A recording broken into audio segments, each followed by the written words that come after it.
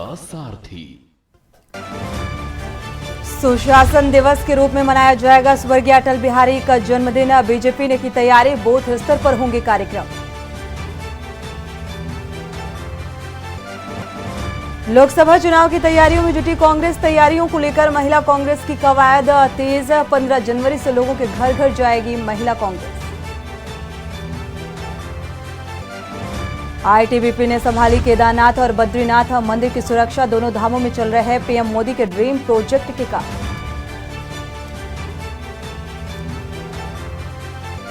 नैनीताल में वीकेंड पर बढ़ी पर्यटकों की आवक। होटल्स के कमरे बुक, आने वाले दिनों में सैलानियों की रहेगी आवक। प्रदेश में 23 और 27% महंगी होगी बिजली। अगले साल 1 अप्रैल 2024 से लागू होंगी नई दरें।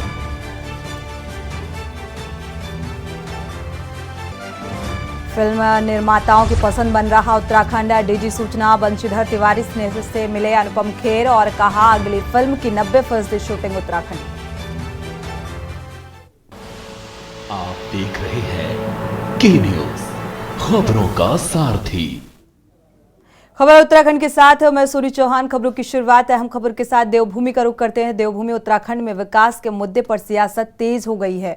दरअसल सरकार का दावा है कि बीजेपी सरकार के राज में राज्य का विकास तेजी से हो रहा है और राज्य में विकास कार्यों में खर्च का ग्राफ बढ़ गया है। विकास कार्यों के लिए तय पूंजीगत मद में इस साल खर्च 10,000 करोड़ रुपए से ऊपर रहने का अनुमान लगाया जा रहा है और इस वर्ष अब तक 6,000 करोड़ रुपए से अधिक खर्च सरकार कर चुकी है। पहली छमाही में पूंजीगत बजट के खर्चे में जिस प्रकार पिछले कई वर्षों का रिकॉर्ड टूटा, उससे वर्तमान वित्तीय वर्ष में बजट खर्च का रिकॉर्ड बनने की उम्मीदों को बल मिला है। वहीं राज्य के वित्त मंत्री डॉक्टर प्रेमचंद अग्रवाल का कहना है कि मौजूदा वित्तीय वर्ष के पूरा होने में अभी 3.5 महीने का वक्त बाकी है और इस अवधि में विकास कार्यों पर खर्च का प्रतिशत और बढ़ेगा।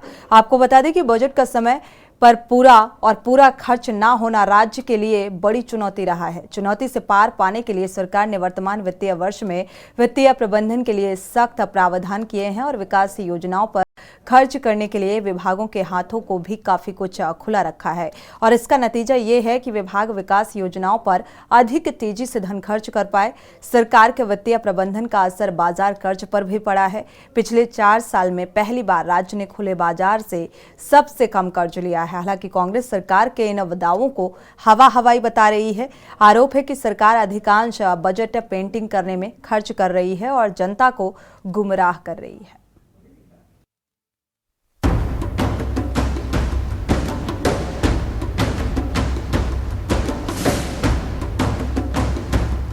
उत्तराखंड में लोकसभा चुनाव से पहले राज्य में विकास का मुद्दा गर्मा गया है। एक तरफ सत्तापक्ष दोगुनी रफ्तार से राज्य के विकास का दावा कर रही है, तो दूसरी ओर कांग्रेस ने स्मार्ट सिटी समेत तमाम मुद्दों को लेकर सरकार की घेराबंदी शुरू कर दी है।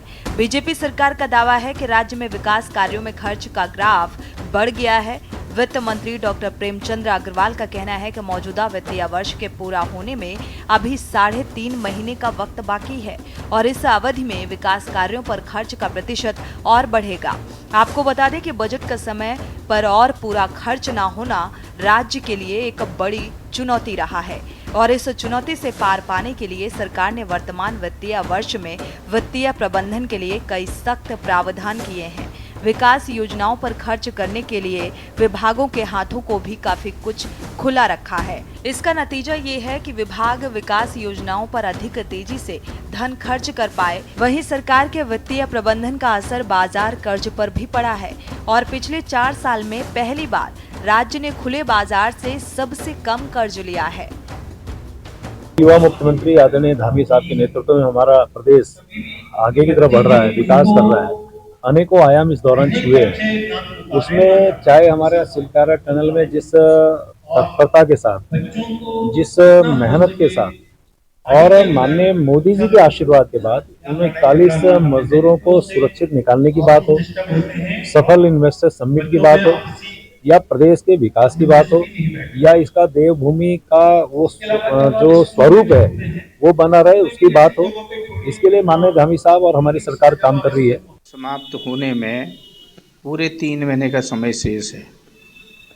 ठीक है, कम कर्ज लिया है, अच्छी बात है, लेकिन सरकार को ये भी बताना पड़ेगा कि आपके इनकम ऑफ सोर्सेज क्या क्या बढ़े हैं, किस किस मद में आपने पैसा आपका ज़्यादा आया, जीएसटी में आपका कितना आया है, इनकम टैक्स में आपका कितना, जो केंद्रीय करांश होता है वो कितने प्रतिशत आपके में बढ़ोतरी हुई है, खनन से आपने कितने हज़ार करोड़ की बढ़ोतरी की है, आबकारी में क्या हुआ है, स्टैम्प ड्यूटी में कितना आया है, राज्य कर से आपको कितना प्राप्त हुआ है, वैट में कितना है, इन बातों का भी तो खुलासा सरकार को करना चाहिए। आपको बता दें कि राज्य में कर्ज का बोझ लगातार बढ़ता जा रहा है। हालांकि सरकार का दावा है कि 4 साल में पहली बार सबसे कम कर्जा लिया गया है और सरकार के बेहतर वित्तीय प्रबंधन का असर बाजार कर्ज पर भी पड़ा है। पिछले 4 साल में पहली बार राज्य ने खुले बाजार से सबसे कम कर्ज लिया है। बता दें कि साल 2020 और 21 में 6200 करोड़, 2021 और 22 में 3200 करोड़, 2022 और 23 में 3200 करोड़ कर्ज लिया गया था, जबकि इस साल 2023 और 24 में यह राशि अब तक महज 2300 करोड़ रुपए ही है, जिससे सरकार अपनी बड़ी उपलब्धि मान रही है। हालांकि कांग्रेस का आरोप है कि सरकार का अधिकांश बजट रंगाई पुताई, पेंटिंग आदि करने पर खर्च हो रहा है। सरकार जनता को गुमराह कर रही है और इसके बाद ही कांग्रेसियों ने स्मार्ट सिटी के कारण जनता को हो रही परेशानियों और भ्रष्टाचार के खिलाफ जिलाधिकारी कार्यालय में प्रदर्शन कर सरकार से कार्रवाई की मांग की है। नगर निगम की प्रशासक जो हमारी जिलाधिकारी महोदय हैं, आज हम उनको ज्ञापन देना चाह रहे थे कि देहरादून नगर निगम स्मार्ट सिटी के नाम पे देहरादून में क्या क्या हुआ है। देहरादून में मात्र इतने गड्ढे हो गए, सड़कें दिख ही नहीं रही हैं। नगर निगम में मालिकाना हक की बात कर रहे थे, अभी पेंडिंग है। टैक्स की बात कर रहे थे, जो नगर निगम के जो 40 नए वार्ड जुड़े हैं उनमें आज टैक्स लगाने की बात कर रहे हैं, क्योंकि बात ये हुई थी 10 साल तक उसमें टैक्स नहीं लगेगा। इन सभी बिंदुओं को लेकर आज हम लोग ज्ञापन देने आए थे, लेकिन जिस हिसाब की हिटलरशाही ये लोग कर रहे हैं तो ये बिल्कुल हम लोग बर्दाश्त नहीं करेंगे। जब मोदी जी आते हैं तो यहाँ पे सड़कों की सजावट इस तरीके से की गई कि पूरा जो है एक डियर पार्क मेंटेन कर दिया गया। आज पूरा देहरादून आप देखिए, पेंटिंग्स कराने में आपने इतना पैसा वेस्ट किया, इससे बेटर यही था कि आप झुग्गी बस्तियों को संवारते, वहां पर उनको मालिकाना हक देने की बात आप करते हैं। कहाँ से, कौन सा मालिकाना हक आपने दिया? आज जो है गलियों में आप जाते हैं, आप गलियों में जाकर के देखिए गलियों के क्या हाल है। लेडीज जो है बच्चे लेकर के आती है और वो गिर जाती है एक्टिवा से। आपने ऊपर से तो देहरादून को पूरा संवारने की कोशिश में आप लगे हुए हैं, क्योंकि आपने पैसा दिखाना है। जो जितना भी आपको स्मार्ट सिटी का पैसा है वो आपने कहाँ पे बर्बाद करना है, उसका नज़ारा आपने दिखा दिया। नगर निगम बेहतर काम कर रहा है और देहरादून का नगर निगम सबसे बढ़िया और उत्कृष्ट नगर निगम के रूप में स्थापित है। प्रशासन, जिलाधिकारी महोदय इस काम को देख रही हैं और काम बहुत तेजी के साथ में, चाहे सफाई का कार्यक्रम हो, चाहे विकास का काम हो, बहुत तेजी से आगे बढ़ रहा है। कांग्रेस के लोगों को अपनी जो हारी हुई जमीन है उसको जीतने का जो सपना देख रहे हैं, उसके लिए राजनीति कर रहे हैं। उनको राजनीतिक सरगर्मियां करनी है, उनको करने दीजिए।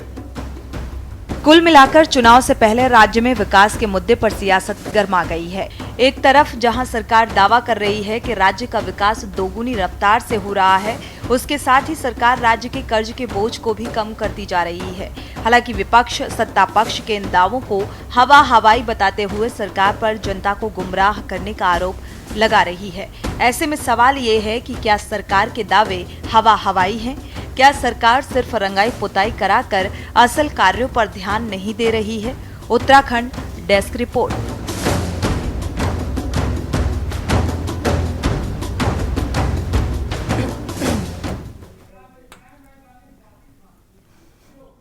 बढ़ते आगे, खबर रामनगर से है, जहां विश्व अल्पसंख्यक दिवस के अवसर पर रामनगर कोतवाली परिसर में समाज कल्याण विभाग द्वारा एक गोष्ठी का आयोजन किया गया, जिसमें अल्पसंख्यक समाज से जुड़े कई लोगों ने भागीदारी करते हुए अपने अधिकारियों के प्रति कई जानकारियां हासिल की। तो वहीं कार्यक्रम में मौजूद सहायक अल्पसंख्यक कल्याण अधिकारी जसविंदर सिंह मौजूद लोगों को जानकारी देते हुए बताया कि अल्पसंख्यक समाज के लिए केंद्र एवं राज्य सरकार द्वारा कई कल्याणकारी योजनाएं चलाई जा रही हैं।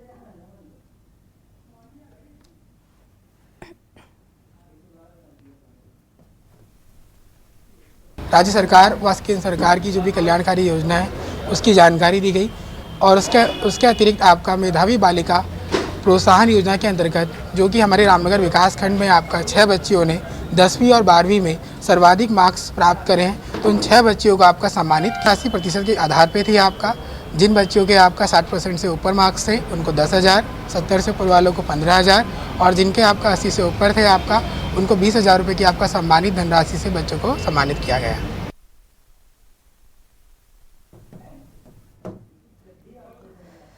खबर हल्द्वानी से है, जहां कांग्रेस विधायक सुमित हरदेश ने प्रेस कॉन्फ्रेंस करते हुए गौला नदी में खनन के निजी हाथों में देने के खिलाफ राज्य सरकार पर हमला बोला है। और सुमित हरदेश ने गौला खनन संघर्ष समिति को अपना समर्थन देते हुए कहा है कि गौला नदी से हल्द्वानी की पूरी अर्थव्यवस्था चलती है और सरकार खनन को निजी हाथों में दे रही है। और इसके अलावा वाहनों का फिटनेस पहले ही निजी हाथों में दे दिया गया, जिससे लोग बेहद परेशान हैं।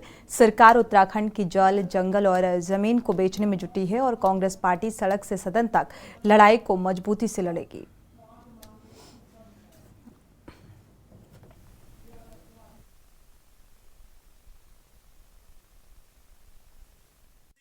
₹30,000 का उपकरण लगाने के लिए विवश करा जा रहा है।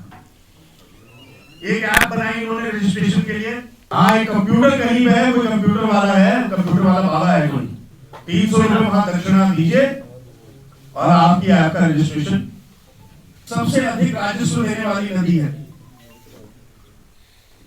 एक तरफ आपने पट्टों के नाम पर, खनन के नाम पे, आम प्रदेश के आम नागरिक के लिए कहीं सिंगल विंडो सिस्टम नहीं है उसकी निजात के लिए, परेशानी के लिए, भ्रष्टाचार के लिए सिंगल विंडो सिस्टम। तो जैसे बिजली की दरें बढ़ने वाली है 25 से 30%, जैसे महंगाई ऊपर बढ़ रही है वैसी भ्रष्टाचार का स्कोर भी ऊपर बढ़ा रही है। अब 5 रुपए की जगह 6 रुपए प्रति क्विंटल हो गया है सिंगल विंडो सिस्टम। सकते हैं आप ढूंढ सकते हैं लोगों को जिन्होंने ये पैसा दिया है। तो एक तरफ अवैध भ्रष्टाचार कर काली कमाई कमाकर सरकार में बैठे लोग संतुष्ट नहीं हैं। बढ़ते आगे रुक करते हैं अगली खबर का। रामनगर में नेशनल हाईवे 309 पर स्थित रानीखेत रोड एक बार फिर से अतिक्रमण की चपेट में आ गया है, जिससे कभी भी यहां कोई बड़ी दुर्घटना हो सकती है। फिलहाल आपको बता दें कि कुछ माह पूर्व इस मार्ग पर 2 स्कूटी सवार लोगों की एक बस की चपेट में आने से दर्दनाक मौत हो गई थी और इसके बाद लोगों का आक्रोश प्रशासन के खिलाफ बढ़ गया था और प्रशासन द्वारा इस रोड पर अतिक्रमण हटाओ अभियान चलाते हुए कई अतिक्रमणकारियों के खिलाफ चालान और उनका सामान जब्त करने की कार्रवाई की गई थी और इसके बाद लोगों ने राहत की सांस ली थी। लेकिन प्रशासन द्वारा ये अभियान अब बंद हो चुका है और एक बार फिर से इस रोड पर वाहनों और ठेले पर कारोबार करने वाले लोगों ने अतिक्रमण फैला दिया है। परेशानी लोगों को उठानी पड़ रही है और दिक्कतों का सामना करना पड़ रहा है। प्रशासन को कार्रवाई करने के लिए निर्देश दिए गए थे।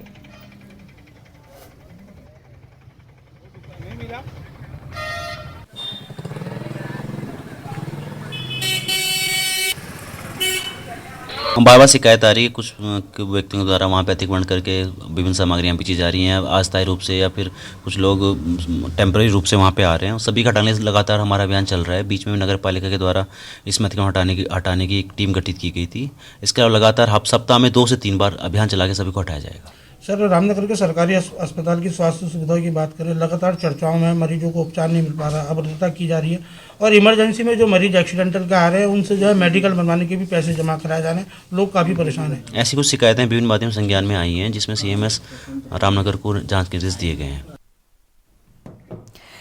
बढ़ते आगे रुक करते हैं अगली खबर का। रुड़की के नेहरू स्टेडियम में श्री खाटू श्याम संकीर्तन का 28वां महोत्सव मनाया जाएगा, जिसमें चंडीगढ़ से मशहूर भजन गायक कन्हैया मित्तल श्याम बाबा का गुणगान करने पहुंचेंगे और तैयारियां अंतिम चरण पर पहुंच चुकी हैं। आपको बता दें कि श्याम सेवा मंडल लालकुर्ती रुड़की कैंट द्वारा श्री खाटू श्याम वार्षिक उत्सव संकीर्तन महोत्सव मनाया जाएगा, जिसमें हजारों की संख्या में दूर दराज से श्याम प्रेमी पहुंचेंगे और मशहूर भजन गायक कन्हैया मित्तल को सुनने के बाद क्षेत्रवासियों में खासा उत्साह और नेहरू स्टेडियम में पिछले 3 दिन से लगातार तैयारियां जोरों शोरों से चल रही हैं।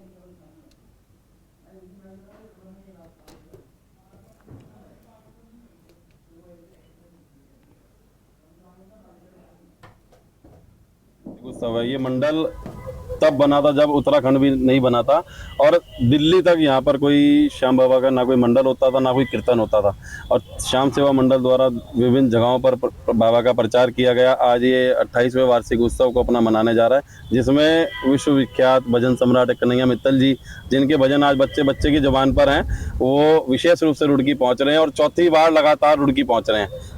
रुड़की वासियों से यही अपील करूंगा कि अधिक से अधिक संख्या में पहुंच करके बाबा श्याम का गुणगान करें, उनका आशीर्वाद प्राप्त करें। तो यह मंडल जो है उत्तराखंड के अंदर सबसे पहला मंडल है। 1990 में श्री श्याम सेवा मंडल स्थापित हुआ था, तब से हम जो है बाबा के जो है प्रचार जो है जगह जगह कर रहे हैं। कितने दिनों से व्यवस्था में लगे हुए हैं आप?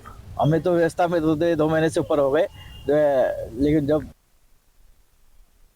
खबर है बागेश्वर से है, जहां नगरीय क्षेत्र में संचालित किए जा रहे सभी बूचड़खानों में बड़े स्तर पर नगरपालिका मांस पर प्रतिबंध की कार्रवाई में जुट गई है और जिलाधिकारी बागेश्वर अनुराधा पाल की स्वीकृति पर कार्रवाई की जाएगी। पालिका बागेश्वर के अधिशासी अधिकारी हयात सिंह परिहार का कहना है कि हाईकोर्ट नैनीताल द्वारा जारी आदेशों के तहत धार्मिक स्थल बागनाथ मंदिर के सरयू और गोमती किनारे नगरीय क्षेत्र में आने वाले बूचड़खानों पर प्रतिबंध लगाया जा रहा है और नगरपालिका बागेश्वर ने जिला प्रशासन और हाईकोर्ट नैनीताल के आदेशों के बाद बागेश्वर में संचालित बूचड़खानों को बंद करने का नोटिस थमाया गया है।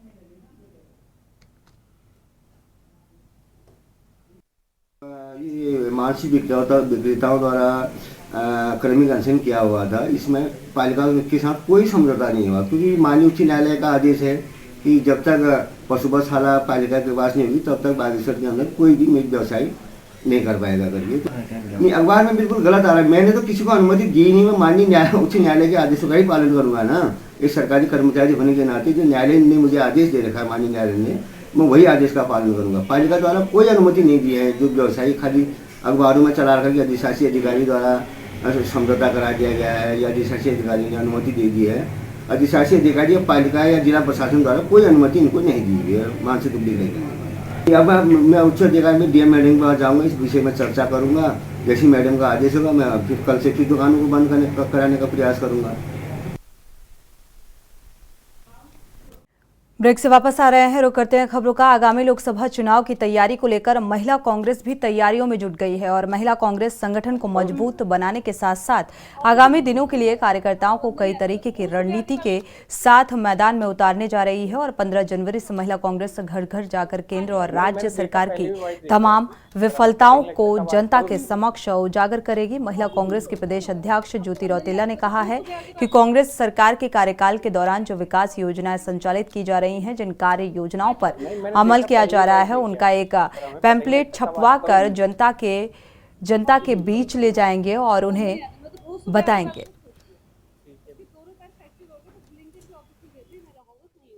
नहीं, मैंने देखा, पहले भी वाइट देखी आपकी। खबर लक्सर से है, जहां बाराबंकी रेलवे स्टेशन पर रीमॉडलिंग का कार्य होने के चलते रेलवे विभाग ने फिर से ट्रेनों का रूट डाइवर्ट किया है, जिसकी वजह से मुसाफिरों को परेशानियों का सामना करना पड़ रहा है। मुरादाबाद लक्सर हरिद्वार मुरादाबाद लक्सर रोडकी रूट की करीब 14 ट्रेनें कोहरे के कारण 1 दिसंबर से 2 मार्च तक के लिए निरस्त कर दी गई हैं और 8 गाड़ियां बाराबंकी स्टेशन पर यार्ड रीमॉडलिंग कार्य के लिए रद्द की गई हैं और अब रेलवे ने इस रूट की 16 अन्य ट्रेनों के रूट डाइवर्ट कर दिए हैं, जिसकी वजह से यात्रियों को बेहद परेशानियों का सामना करना पड़ रहा है और ये फिलहाल साफ तौर पर दिखाई दे रहा है।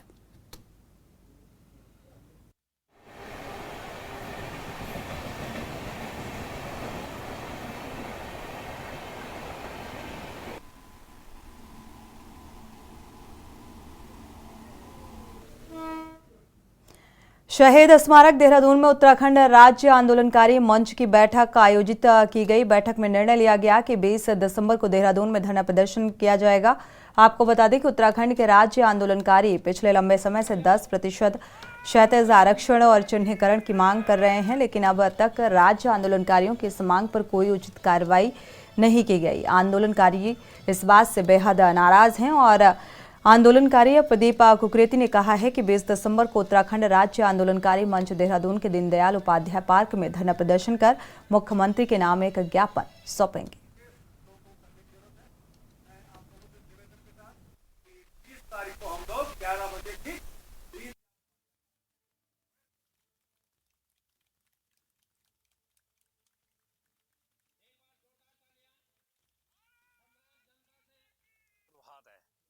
में अभी तो श्रीनगर, पौड़ी, गोपेश्वर, चमोली, रुद्रप्रयाग, कर्णप्रयाग, अल्मोड़ा, पिथौरागढ़ से प्रत्येक जगह से घंटियां आ रही। हम प्रत्येक जिले में जाके पूरा इससे भी भव्य सैनिक सम्मेलन करेंगे। शुरुआत का मामला है और पूरे सैनिक जो है बहुत भारी संख्या में उत्तराखंड क्रांति दल से जुड़ने के लिए बिल्कुल तैयार बैठे हैं।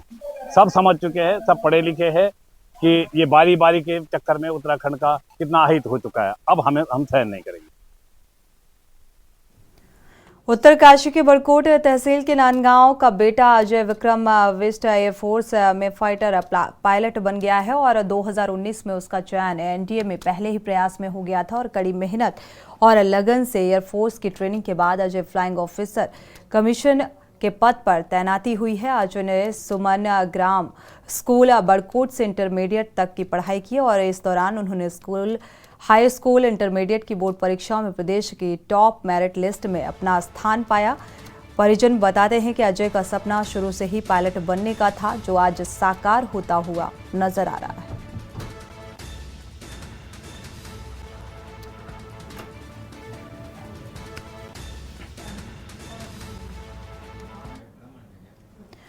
लक्सर के गोली गांव में भाकियो भानु की मासिक पंचायत आयोजित की गई, जिसमें भाकियो भानु के राष्ट्रीय महासचिव नितिन नीलू ने मुख्य अतिथि के रूप में शिरकत की है। पंचायत में संगठन के विस्तार पर भी जोर दिया गया और साथ ही सुभाष चौधरी को प्रदेश संगठन की जिम्मेदारी दी गई है। सुभाष चौधरी के साथ 200 से अधिक किसानों ने भारतीय भानु की सदस्यता ली है।